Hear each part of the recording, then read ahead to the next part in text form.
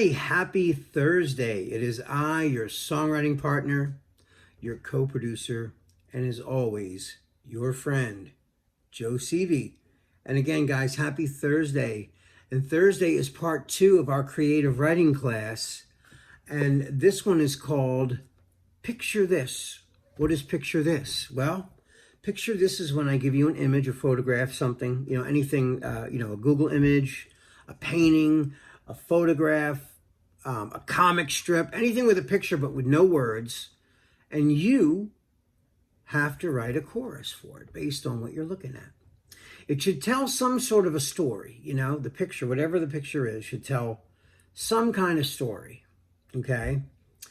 And again, why do we do this? Well, I think it's a great exercise. It forces you to be creative, and for me anyway, it jumpstarts my creativity. There's days you don't feel like you're not feeling creative. You just want to, lay on the couch and watch TV and eat snacks and you don't really feel creative. But I have created these little exercises for me specifically because, like over the years when I had my own studio, or even now, as an independent, producer, somebody will want to work with me, and I'll say, well, when do you want to work? And I'll say, oh, okay, tomorrow between, 7:30 and midnight. Is that good for you? Sure. So between those times, no matter what kind of mood I'm in, I have to get into that state of mind to be creative.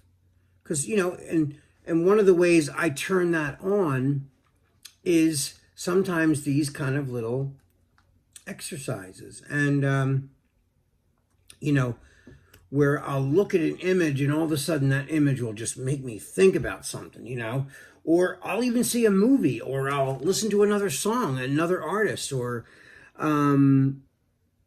it could be a million things, but the trick is to learn how to harness things that incite your creativity.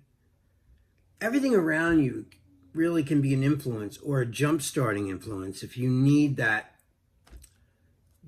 jump start to get your creativity flowing. You know what I mean?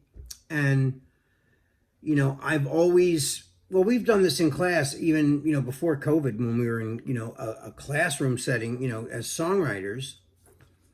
I would put something up we had a big screen television in the front room, and there would be screensavers. So these different pictures would come up, pictures of of Europe from up high, what do you call it? What are those, hover, they take the pictures, they have a camera in them and they fly over the countryside. There'd be still images, or even little movies of that, or just a beautiful sunset, or an old woman and an old man sitting on a bench together with their heads, cocked together while the sun was going down. Just things like that, just images that just strike your curiosity or incite your creativity, to jumpstart your creativity. And I love those kind of pictures that will make you think, anything that makes you think.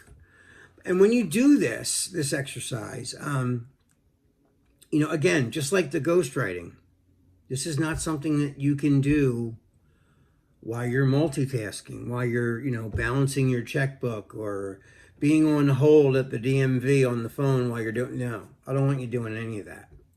I want you to go in a room by yourself, shut the door, stare at whatever the picture is. I haven't given you the picture yet, but when I do, I want you to really stare at the image, and I want you to go into it, and then I want you almost to daydream. I want you to stare at that picture until the picture dissolves and you're up here in dream, in your daydream state. When you come out of that daydream, I want you to get a piece of paper and a pen and start writing your ideas down. Everything that you saw in that picture, or everything that you saw up in this daydream, everything that was up there in the daydream. I want you to make notes, little notes, okay? Don't even worry about it rhyming yet or any of that stuff, okay? But remember, we're writing a chorus for a song. Could be a poem, but even poems rhyme. So I want you to think in the way of a songwriter, okay? Songs rhyme, they tell a story, and they make sense. Now, what you write about is entirely up to you. This is your universe. There's no wrong way to do this. If I show you a picture of a cat and it makes you think of your third grade teacher because she had a cat that looked like that, then you write the song about your third grade teacher. I'm not the person to tell you that's right or wrong. It's whatever the picture makes you think about, whatever it makes you feel.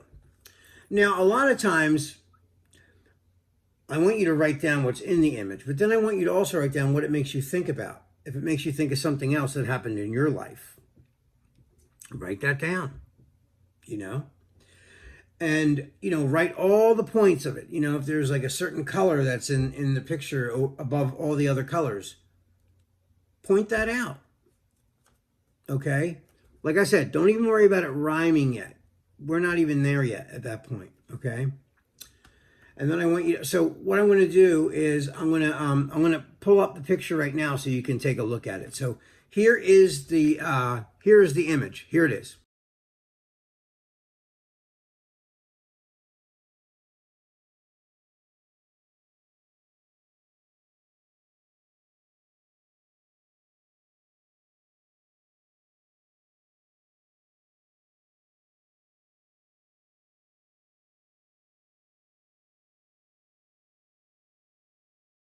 All the image. It's like they're like men's room and ladies' room people. Okay. There's a girl, you can tell it's a girl because she's got the little pigtails and she's wearing a dress. And the other one is just a round head, which is a guy. It's like supposed to be like, he has short hair. And she's got a big empty spot in the shape of a heart right here. And then the guy is throwing the heart in a trash can. Okay. So, you know, that could mean a lot of things. I mean, it's pretty obvious. I mean, I think what I got out of it was when I looked at that, you know, I stared at that for a while and I thought, she's open too. She's like this. Her arms are outstretched, which I think to me is a sign that she was welcoming him with love. Okay. And she gave him her heart because the spot on her chest is a hole. So there's a hole in the shape of a heart. She gave it to him, obviously. He's throwing it in the trash. What a jerk. Okay. So as I started looking at that, I started thinking about, you know, I started thinking, of course, you know, song-wise, I started putting stuff together. So this is what I wrote based on that image, okay? So I wrote, I don't want to be the one that made you feel so lonely. Baby, can't you see? You'll always be my one and only. Tears fall from your eyes. This time I realize I don't want to say goodbye. We came so far just to throw it all away. We came so far just to throw it all away.